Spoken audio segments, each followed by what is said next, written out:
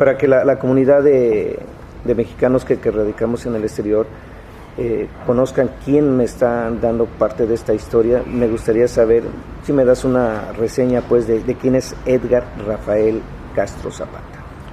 Desde el 2007, al fallecimiento de mi abuelo Mateo Zapata Pérez, estamos encargados de dar la protección social a las familias campesinas de origen zapatista en el estado de Morelos con la obtención de pensiones. Actualmente tenemos 15 viudas de veteranos zapatistas, pero también en el lado histórico y académico, pues somos historiadores de la ENA, mantenemos más el discurso hacia los jóvenes. Creo que la figura de Zapata se ha venido distorsionando durante muchos años, politizando, y yo creo que es necesario tener una frescura en el discurso para que se sientan identificados las nuevas generaciones en un personaje histórico, también distorsionado por las películas y los medios electrónicos, pero su servidor ha tenido el apoyo de amigos de mi abuelo, como en el caso del profesor Carlos Barreto Marc, que también están comprometidos en la difusión de la historia zapatista. Y bueno, el objetivo que tenemos es echar a andar la Fundación Zapata, que es un proyecto cultural que emprende la difusión histórica tanto de la figura de Emiliano Zapata, pero también de los miembros que constituyeron el legendario Ejército Libertador del Sur. Quizás esta pregunta te la hayan hecho muchas veces, pero me gustaría si nos compartes el sentimiento o lo que significa para ti el mayor orgullo de llevar pues en la sangre el apellido Zapata. Yo creo que la identidad me la dio mi abuelo. Él me crió muy chico junto con mi madre.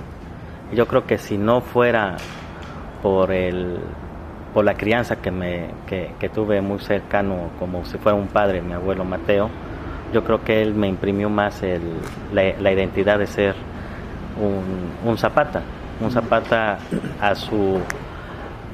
a su postura de mi abuelo. Mi abuelo era una persona muy sincera, muy bromista, pero también una persona muy sincera pero crítica hacia el sistema que se apropió de su padre, pero para legitimar las políticas que también venían en contra de la lucha de su padre, ¿no?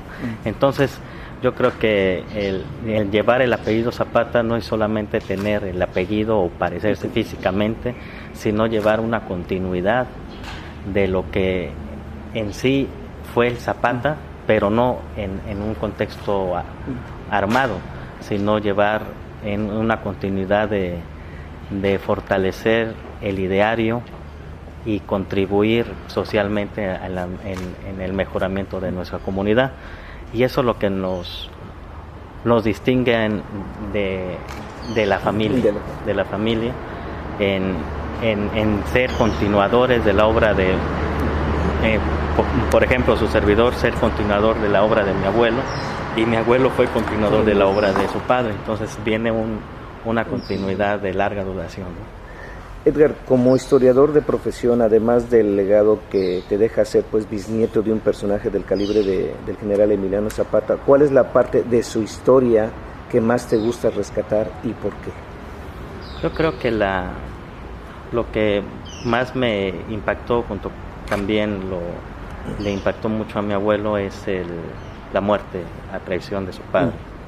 Yo creo que recalcar ese punto tan sensible dentro de la historia de México, pero también dentro del seno familiar, de la muerte, de la traición, cómo se fraguó dentro del sistema político mexicano la muerte de Zapata. Yo creo que hacer énfasis de que grandes hombres visionarios y sensibles socialmente en el mejoramiento de su país siempre han caído asesinados y muertos. yo creo que énfasis en ese capítulo de su asesinato es refrendar que él fue asesinado físicamente, pero su ideario sigue vigente. Por ende, que sus preceptos plasmados en el Plan de Ayala no se han cumplido en su totalidad. Yo creo que ese es el punto y la página de la historia que siempre he querido resaltar. Don Emiliano Zapata siempre tuvo bien claro el ideal de que se viviera bajo una igualdad social. ¿Su lucha logró su objetivo? En su objetivo, su lucha, sí hubo florecimiento en su revolución. Bien lo marcan los historiadores como John Woman. De 1914 a 1916 hubo la época feliz del zapatismo, se materializó su revolución, pero desgraciadamente fue interrumpida, como lo dijera Adolfo Gil, de una revolución interrumpida que fue interrumpida por su asesinato, pero el ideal zapatista políticamente sí fue vencida, ¿no? Pero el fortalecimiento del movimiento encabezado por Emiliano Zapata tuvo una influencia en las políticas sociales que formaron el Estado por revolucionarios de todo el siglo XX, ¿no? Sí. Vas a traer unos refrescos. Yo una agüita, si es tan amable. ¿Tú? Sí, una coca. ¿Coca? De lata. ¿Otra? Un whisky. Sí. ¿Quieres vino, pero con de caña, ¿no? Mira, ya estamos. Fría. ¿Fría? Agua. Agua sí, está bien fría. Sí, fría. ¿Fría? Sí. Edgar, ¿se tiene algún elemento informativo del por qué don Emiliano Zapata nunca permitió que se diera un brote de corrupción? Situación pues que en la actualidad es un factor común y una triste realidad, ¿no? Yo creo que fue muy el movimiento zapatista más como líder revolucionario del Ejército Libertador del Sur.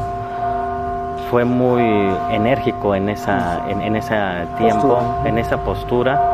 Es más, en la Convención de Aguascalientes, el zapatismo promulgó muchas leyes muy radicales que no le convenían al ala carrancista, ¿no? De la ley hacia los funcionarios públicos.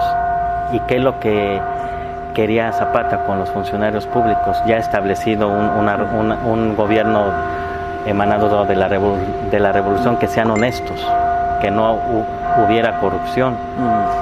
Desgraciadamente todo en el México actual, pues eso es otra historia, ¿no? Pero sí era se tenía una postura que lo reflejaba él, que era incorruptible. En el tiempo de Madero se le ofrecía una hacienda y él manifestaba que él no entró a la revolución para hacerse hacendado, ¿no? Yo creo que él tuvo una carga moral para también manifestarse en contra de esa corrupción, ¿no? ¿Se puede decir que los zapatistas son unos héroes olvidados en la actualidad? Héroes olvidados por el gobierno, sí, pero por los pueblos de Morelos están muy vigentes. Es más, si recorremos los lugares que es emblemático del zapatismo, pueden surgir, y estoy muy seguro que hay mucha identidad entre el pueblo de quienes fueron o quienes participaron o quienes todavía viven. Por ejemplo, las viudas. La mayoría están en Tlaltizapán y no son héroes olvidados, están queriendo darles una reivindicación ante la historia, ¿no?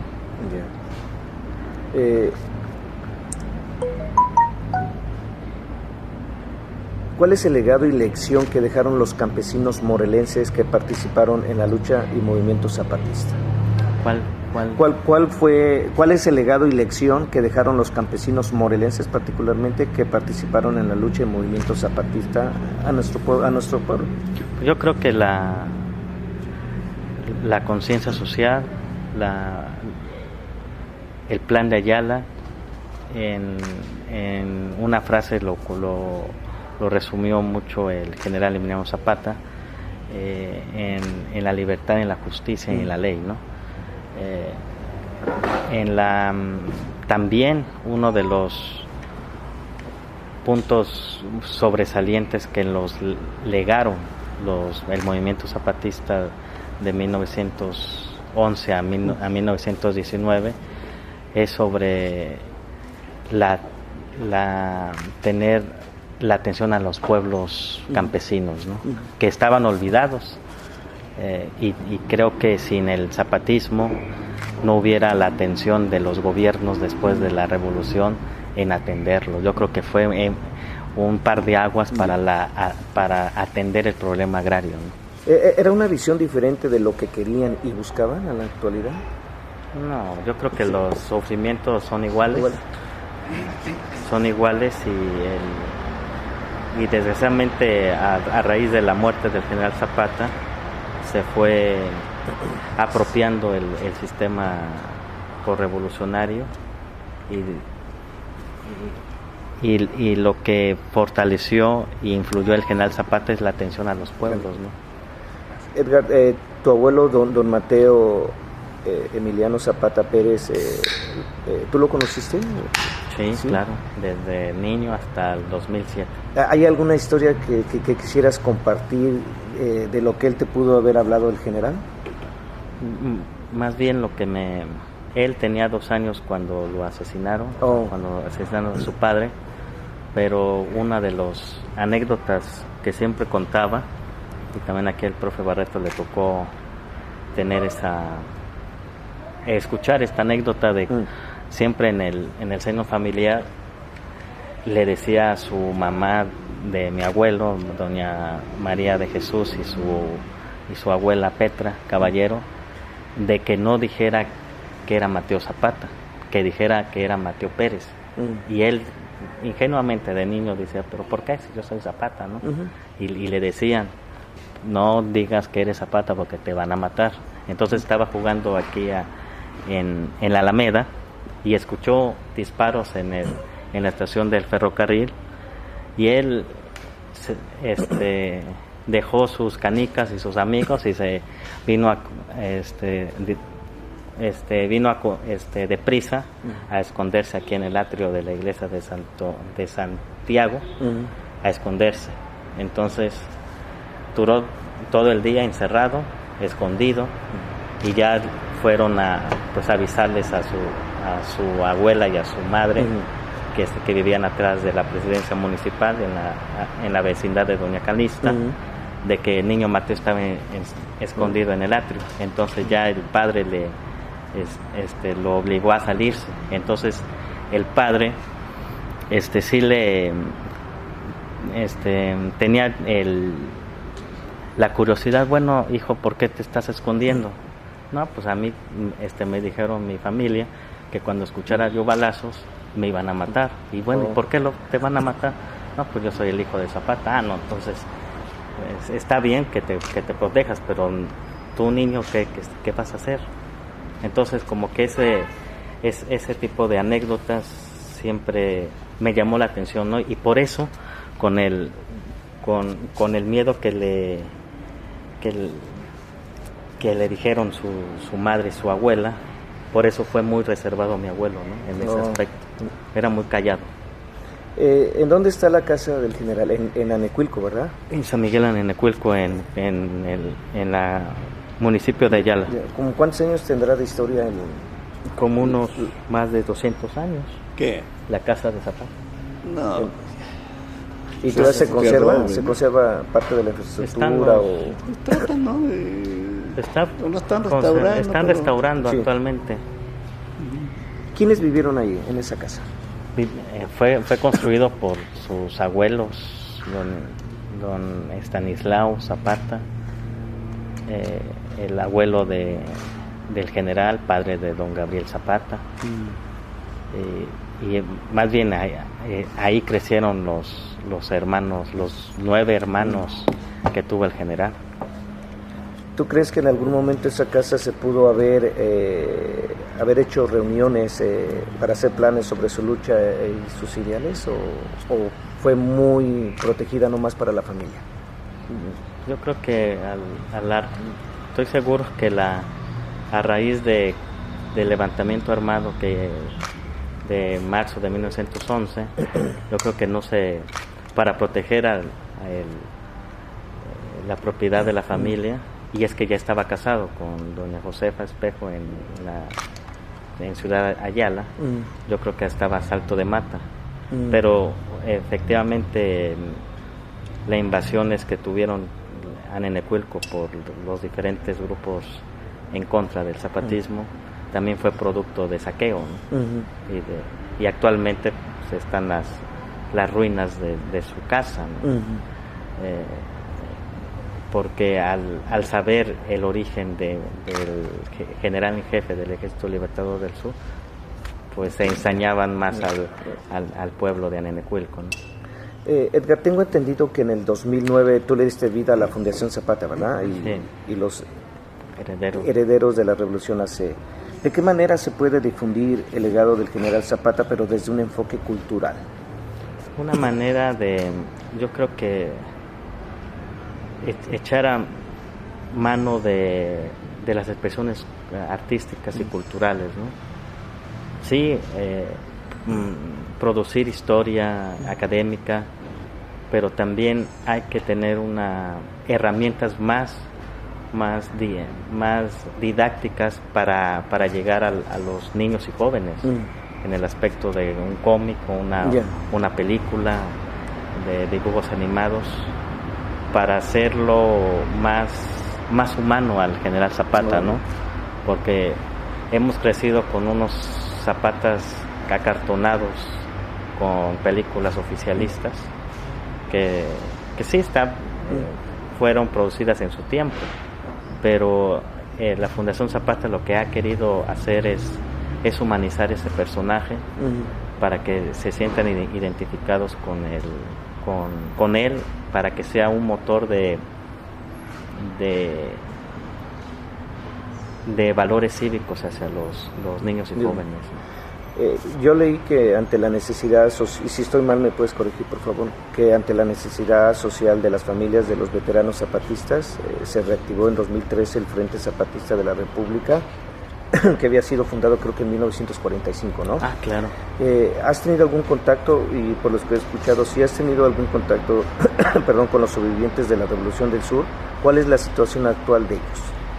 Bueno, la reactivación del Frente Zapatista de la República se fundó el 10 de abril de 1945 aquí en la ciudad de Cuautla, con los principales sobrevivientes. En ese tiempo estaba general Genovevo de la O, el doctor Parres, Serafín Robles. Ellos eran los que encabezaban esta organización zapatista, y nombraron al entonces Lázaro Cárdenas como su presidente honorífico, junto con los hijos de Zapata, para velar para estar como frente zapatista, tener los beneficios sociales hacia los sobrevivientes. Actualmente se reactivó el Frente Zapatista de la República con los hijos y nietos de los veteranos, para hacer cumplir una ley desde el 2011, para darle cumplimiento a un decreto y a una ley de obtención de una pensión. Y en el transcurso del 2011 hasta la fecha, sí hay necesidad en los pueblos de Morelos, sí hay gente que no tiene prestaciones, ni pensión, ni seguridad social, y yo creo que es darle cumplimiento a esa ley de beneficios, estímulos y recompensa que ha sido que ha tenido una insensibilidad del gobierno del Estado. Por eso el Frente Zapatista se reactiva junto con con los apoyos de las diferentes familias de veteranos zapatistas para que se reactive. Y sí, hemos tenido respuesta, pero no muy rápido, sino muy... Yo quisiera comentarte algo. Señor Barreto. Fíjate que a mí me tocó esa parte de la que está hablando Edgar.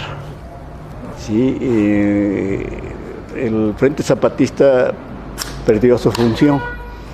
Ya no, más bien era un Frente Zapatista dedicado a la política, ¿sí? A ganar cuotas en el gobierno, ¿no? Diputados federales, senadores, etcétera. Entonces perdió su función. Pero en esta reactivación que está hablando Edgar, que él fue la que hizo su abuelo, junto con Nicolás Zapata, se hizo un movimiento nacional que se llamó Movimiento Nacional Plan de Ayala, que le permitió a Mateo, o sea, ellos, los Zapata, ya no tenían fuerza ahí dentro zapatista, ¿cómo se llama? El Frente Zapatista, ya no tenían la fuerza política, entonces el que decidía era Porfirio Palacios. Y esto condicionó la separación, y a la muerte de Porfirio Palacios se desapareció el Frente Zapatista. Entonces es interesante y agarra fuerza al Movimiento Nacional Plan de Ayala. Y ese Movimiento Nacional Plan de Ayala permite, entre otras cosas, aunque está trunca, ¿no? O sea, la lucha, ¿no? Como dice por ahí el dicho, muerto Zapata, la lucha vive, ¿no? Zapata vive, como dice todo ese dicho. La lucha sigue, ¿no? Entonces sigue la lucha en ese sentido de que ahora Edgar se está encargado, y yo lo he visto, aquí tiene a cada rato reuniones, lo he visto en el sentido de comprometido con los campesinos, y se le arman luego unas broncas medias gruesas, sí, pero pues creo que afortunadamente Edgar ha agarrado bien el papel de lo que le heredó su abuelo, sí, la lucha por la gente, la gente jodida, como decía él, jodida, hay que apoyarla. Claro.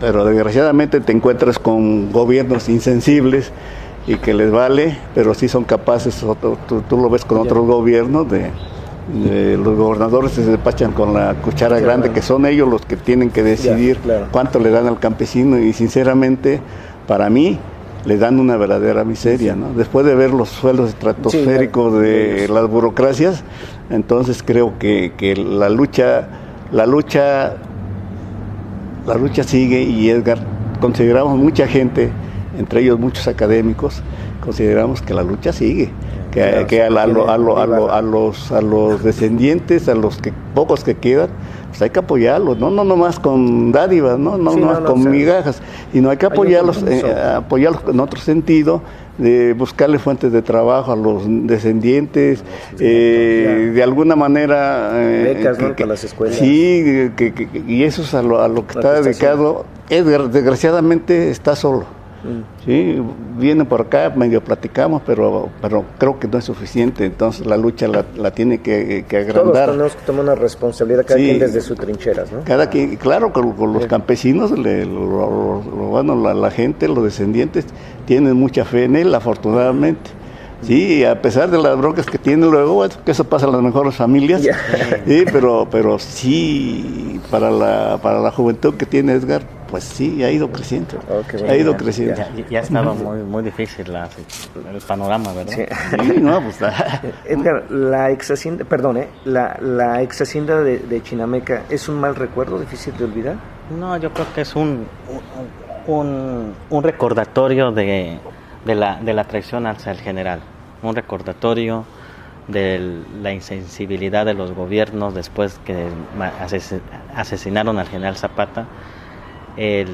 La persistencia de la traición está ahí en Chinameca, ¿no? Y lo que queremos que el recuerdo y esa página triste del 10 de abril de 1919, que no se olviden, principalmente los morelenses, y difundirlo a nivel nacional, ¿no? Tengo entendido que el general Zapata fue el noveno hijo del señor Gabriel Zapata y Cleofas Gertrudis Salazar. ¿Es cierto que tenían ascendencia española?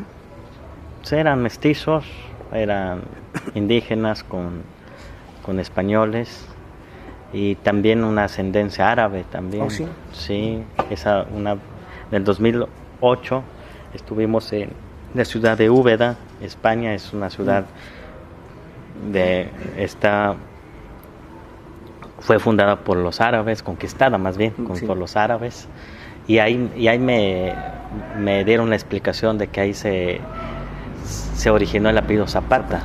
Entonces a la conquista pues vinieron los zapatas acá, ¿no? Entonces es un mestizaje un poco interesante, ¿no? Sí, yo creo. Perdón, árabe, que ¿no? estoy interviniendo. No, por favor, enriquece más esto. Yo creo que el asunto, si tú observas a Zapata tiene muchos rasgos negroides, ¿sí? Si tú lo observas así bien en detalle, si hubieras conocido a don Mateo te darías cuenta también en ese sentido. Por otro lado, el mestizaje es importante, sobre todo en áreas como era ahí en Nenecuilco, Ayala, ¿no?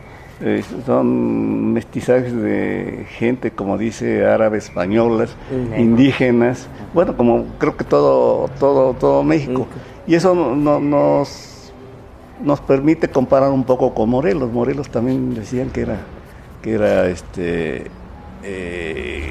le han inventado mil orígenes, pero también si tú lo observas en detalle pues tiene muchos rasgos negroides Morelos, ¿no? Y Morelos, si tú empiezas a comparar Morelos y Zapata, pues ya hay muchas similitudes hasta en su lucha, ¿no? Pero en fin, sí, Morelos impone un sitio aquí en Cuautla, Zapata impone otro sitio aquí en Cuautla. Entonces es bien interesante cómo la historia se va juntando, se va viendo. Nomás que nos falta a los historiadores un poco juntar todos esos detalles, toda esa argumentación para llegar a una lucha, ¿no? Una lucha que hasta la fecha sigue, ¿no? Es cierto, bueno, ¿qué me puedes contar de que el abuelo paterno del general Zapata participó en la toma de Cuernavaca en la guerra con Maximiliano? ¿O es parte nomás un pasaje histórico así? Yo creo que el abuelo... Sí, el abuelo paterno, ¿no? Del general. Sí, estuvo, pero en el sitio de Cuautla. En el sitio de Cuautla. Es el que llevaba los alimentos a los lacollero, como le llaman, el racualero. No, a los insurgentes. Traían de allá de la... Sí. ¿A quién se le da el crédito del grito de tierra y libertad? Esa es una de mira, Ricardo Flores Magón, ¿no? No, yo creo que ahí estamos equivocados. ¿Sí? Zapata tiene un signo, tenía su eslogan, ¿sí? Era libertad, reforma, libertad, justicia y ley. ¿Y se lo han acreditado de esto, no? No, ese es lo curioso del caso. El que puso Tierra y Libertad son los murales que lo puso Diego Rivera. Los que están allá. Y entonces todos los gobernantes se les hace muy fácil decir que es Tierra y Libertad, pero sinceramente el eslogan no es ese, Tierra y Libertad. El eslogan es de Flores Magón, ¿para qué se lo vamos a quitar? Y Zapata tiene el suyo, ¿no? Reforma, libertad, justicia y ley. Y quien puso esto fue Diego Rivera. Es la construcción del mito, ¿no? Del zapatismo. Yo estuve leyendo varias entrevistas que has dado y ¿es cierto, o si gustas, si eres tan amable de compartir parte de eso, de que tu bisabuelo mantuvo relaciones sentimentales como con 28 mujeres y tuvo 30 hijos? Sí, muchísimo. Sí. Es más... perdón, me voy a... Fueron más, fíjese. Hay un dato que lo manifesté ayer en el Colmex, que tuvo hasta un hijo con una de las primas de Escandón. Una de sus hijas se llamó Eufemia, le puso el nombre de su porque era muy unido con su hermano mayor Eufemio, y tuvo una con la sobrina de Pablo Escandón, uno de las familias más ricas de aquí de Morelos, y tuvo a Eufemia Zapata Escandón. Entonces, entre más vas adentrándote en la vida personal de del general Zapata, se hace una lista interminable, ¿no? Y desgraciadamente hay otras posturas que nomás dicen que nomás tuvo un hijo, pero eso es impensable. O sea, ¿alrededor ¿no? de cuántos pudo haber tenido? Alrededor unos de más de 30, 35. ¿Y de mujeres? Pues yo creo que en cada pueblo tendría un amor, ¿no? Me da la impresión. Aquí el maestro Barreto Mar hizo un estudio, está en prensa en el INA. Yo creo que los va a enriquecer más. Sí, yo creo que las principales mujeres que tuvo, yo me acuerdo, es Gregoria Zúñiga, que la entrevistó. Yo la entrevisté todavía cuando vivía. Ahí está la entrevista. Ajá, allá en la Quilamula, cuando andaba de pelada, se acababa de casar con doña Josefa y se tuvo que ir. Y en ese inter conoció a doña Gregoria Zúñiga. Pero aparte de doña Gregoria Zúñiga, parece, no lo tenemos asegurado, que también tuvo amores con la hermana. ¿Sí? Y la última que falleció es doña ¿cómo se llama? La señora de ahí, Carlota. Doña Carlota, que vivía ahí en Chivac, y murió casi como 2 años, ¿no? Hace 2 años murió. Que no sabíamos de ella. Tenía también amores con una tal Merino, pero con esa no se había casado, con esta señora de Ayala, ¿cómo se llama? Doña Petra. Doña Josefa Espejo. También tuvo 2 hijos, pero fallecieron en el torbellino de la Revolución. Y entonces todos los hijos reconocidos por los veteranos de Zapata eran Nicolás, Mateo, Nicolás, María Elena, María Eugenia, ¿no? María Luisa y no aparecía esta Anita Zapata. Ahí en ese documento original del Archivo General de la Nación no aparece Ana Zapata. Hasta después no sé cómo apareció, pero los primeros documentos donde los viejos revolucionarios los reconocían era ellos, menos Ana Zapata.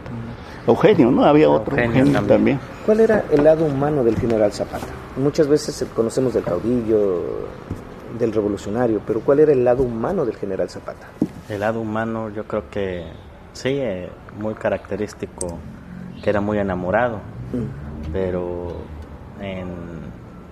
afortunadamente se permitía en el torbellino de la Revolución del Sur, le tocaba estar presente o atender o ver a los hijos. Por ejemplo, mi abuelo nació en la hacienda de Temilpa, entonces cuando iban a nacer, su secretario dijo, ya está dando luz María de Jesús, o sea, su mujer. Entonces se trasladaba desde su cuartel, que era como 1 kilómetro del cuartel a la hacienda, y le tocaba tener esa la presencia y la responsabilidad de llevar no el gasto, sino materias primas para la atención a sus hijos, ¿no? Porque no era descuidado. Sí sabía de que cuántos hijos tenía, pero también les daba sus materias primas, ¿no? Sí, cumplía con el gasto. Cumplía, era cumplidor.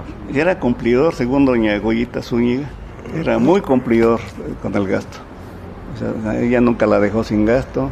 Era un señor que cuando que se tomaba sus alcoholes y era muy cariñoso cuando se tomaba sus alcoholes y se ponía a cantar. Sí, sí, entonces era aficionado a los caballos. Era buen montador. Era súper buen montador, ¿no? Y entonces es interesante todo. Ahorita que estoy recordando esa entrevista, es muy interesante. Y el punto importante en la conversación que tuvo el profe Barreto con una de las mujeres de Zapata, doña Goyita, del lado también privado o muy personal, ¿no? El trato de una mujer con Zapata, ¿no? Sí, es bien interesante ese trato. Eso yo creo que eso no se ha tocado muy bien, ¿no? Sí, porque es bien interesante porque la señora nunca se quejó de un maltrato. Y al contrario, él siempre estaba presente y siempre traía a la familia con él. Entre ellos venía Nicolás y sus hermanas, doña Chucha y doña Jesús. No, pero la otra. Doña Luz y doña Jesús. Sí, entonces, ¿Y qué le gustaba tomar mucho al general? Pues él era bueno, era quemador universal, decimos. Tomaba mucha cerveza, de esa Pilsner, y le gustaba el coñac también, pero también le gustaba un aguardiente propio de la región, que se hacía aquí en el Moro, en la que ahora es fábrica de hielo. Ahí era una fábrica de destiladora. Y tenemos por ahí algunas fotos donde está la fábrica, sí, y se ven ahí que están llenando los garrafones de aguardiente, ¿no? Está interesante, pero básicamente era lo que tomaba, ¿no? Y sus puros, su purote, ¿no? Pero aguardiente propio, pero cuando había oportunidad, pues su coñac y un buen vino, ¿no? ¿El ferrocarril de Morelos tiene que ver algo con el movimiento zapatista? Yo creo que sí, influyó mucho. Tiene mucho que ver, sí. Influyó mucho en la movilización de las tropas. ¿no? Y aquí tenían su propio taller, ¿no? Aquí en Coahuila. Esta pregunta la hago con mucho respeto. ¿Qué se les puede decir a aquellas personas que pensaron o piensan que los hombres del sur fueron unos bandidos sociales? Bandoleros. Yo creo que esa postura se enfurecía mucho al general, ¿no? Y por ende le encomendó a su compadre Otilio Montaño en la redacción de una bandera social, y por eso se origina el plan de Ayala, ¿no? Porque sí, lo catalogaron como bandoleros. Después cuando tienen la ruptura con Madero, y el Zapata quería una bandera social para quitar esa mala información, ¿no? O manchar efectivamente su movimiento, ¿no? Y yo creo que el contenido social de su revolución está contenido en cimientos sociales y con el documento del plan de Ayala. Sí, yo creo que un poco era había una leyenda que le formaron de que él trataba de parecerse a los plateados. Los plateados eran unos bandoleros allá en la época de la Reforma. Entonces que él, tanto en el vestir como en el actuar de su gente, trataban de imitar a esos bandoleros que se llamaban los plateados. Y por eso la urgencia de Otilio Montaño de quitar esa imagen. Y por eso se hace el plan de Ayala. En base a las necesidades de la gente se hace el plan de Ayala. Sí. Si hoy en día se aplicara el espíritu de lucha del general Zapata y conociendo tú su legado, historia y quizás el sentir de los hombres del sur, los revolucionarios, ¿qué es lo que más reprobarían de los gobernantes actuales? Yo creo que la lealtad, la corrupción, ¿no? Que existe, y la descomposición del régimen político, del sistema político. Yo creo que lo que repudiaba era la política, que se aleja del pueblo. Y lo reflejó muy bien cuando toma la Ciudad de México con Pancho Villa, y él ya quería quemar la silla presidencial para quemar las ambiciones, ¿no? Porque decía... Pero más bien fue Eufemio, ¿no? Eufemio era el que quería quemar Zapata, ¿no? También. Entre los dos. Compartían el mismo sentimiento. Pues yo creo que sí, piensan que una silla va... Bueno, sí representa el poder, pero pues el asunto es la gente que estaba atrás de la silla, ¿no? Sentados en la silla. ¿Por qué es importante que a las nuevas generaciones se les siga documentando o enseñando el legado e historia del general Emiliano Zapata? Es importante tener esa difusión a las nuevas generaciones. Al sistema no le conviene porque es un personaje muy incómodo, ¿no? Porque refleja valores sociales, cívicos, pero a las nuevas generaciones se les tiene que difundir el ejemplo que él marcó en la revolución, con un mejoramiento de su entorno, de su comunidad, y que era un hombre que luchó por sus ideales, y actualmente el discurso que se le debe de difundir a las nuevas generaciones que hay que luchar por sus ideales actualmente con el estudio, con los libros y la imagen de lo que representa y sus ideales del general Zapata es la identidad mexicana, ¿no? No, yo creo que lo principal de él como héroe es que era congruente. Claro. Estaba en contra de los traidores, pues a su propio compadre Otilio Montaño lo mandó a fusilar, ¿no? Porque consideró que no estaba actuando correctamente. ¿Sí? Entonces creo que esa congruencia no la hay en ningún guerrillero, llámese como se llame. ¿Sí? Actuó como consideró, como que su entorno social le decía que actuara. Y así actuó, era muy congruente. Zapata. ¿Él tuvo estudios primaria, secundaria o la instrucción primaria, ¿no? O sea, es instrucción básica. Básica. Y su familia, o sea, no era más o menos de una posición no tan baja, sino económicamente, ¿no? Con posición media, ¿no? Tenía sus tierras, sembradíos vaquitas, de ¿no? vacas, ganados, su casa propia, era caballerango. No vivían en los reales, ¿no? Los reales es donde vivía la gente jodida. Ajá. Sí. Por pura curiosidad, ¿se tendrá el dato de quién o quiénes pudieron ser los mejores amigos del general Emiliano Zapata? Yo creo que sus mejores... Yo creo que Otilio Montaño fue uno fundamental, ¿no? Otilio Montaño. Los más cercanos, Otilio muere producto de una traición de la gente, ¿no? Producto más bien de intrigas, ¿no? Que ese es otro problema que no pudo evitar el general y lo llevó hasta la muerte, ¿no? Y su hermano, que lo catalogaba aparte de su hermano como su padre, ¿no? Pues sí, creo que su círculo muy cercano estaba rodeado por sus familiares, ¿no? Sus primos, Amador Salazar, Eufemio Zapata, Rafael Merino. Desgraciadamente o afortunadamente el zapatismo fue constituido por lazos de parentesco para tener esa confianza. Ya cuando brotaron y se desgastó el zapatismo, y el 10 de abril cayó asesinado, pero ya con sus principales gentes ya estaban muertas. El apellido de Zapata, ¿de dónde puede venir? ¿De Chihuahua, de aquí de Morelos? ¿De qué parte de México surge el apellido? Zapata.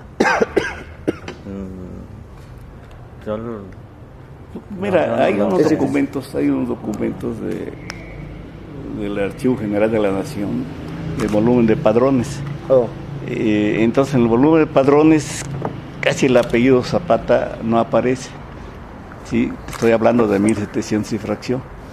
Sí, aparece Cerezo, aparecen los Sánchez, aparecen toda una bola de personajes. Lo más seguro es que algún grupo migrante llegó, criollos, no sabemos, pero sí, lo más seguro es que el apellido lo traen de otro lado, pero de aquí no, hasta 1700.